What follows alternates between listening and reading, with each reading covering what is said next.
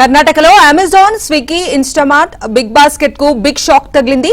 Online లో విషపూరితమైన ఉమ్మెత్త పండ్లు, వాటి విత్తనాలను మానవ వినియోగానికి విక్రయించినందుకు కర్ణాటక ఆహార భద్రత, ఔషధాల పరిపాలనా విభాగం FDA కీలక చర్యలు చేపట్టింది. అమెజాన్, స్విగ్గీ, ఇన్స్టామార్ట్, బిగ్ బాస్కెట్లకు జారీ చేసిన ఫుడ్ లైసెన్స్లు, రిజిస్ట్రేషన్లను రద్దు చేసింది.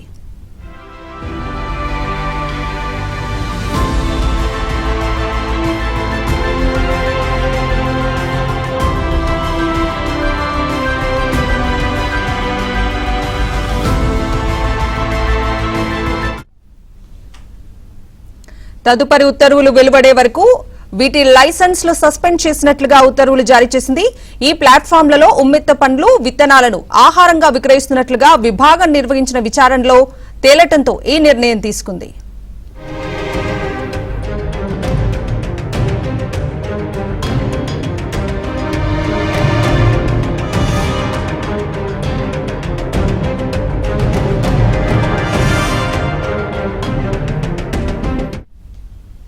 విచారణలో కొన్ని ఉమ్మెత్త ప్యాకెట్లపై FSSAI లైసెన్స్, రిజిస్ట్రేషన్ నంబర్స్ కూడా ఉన్నట్లుగా అధికారులు గుర్తించారు.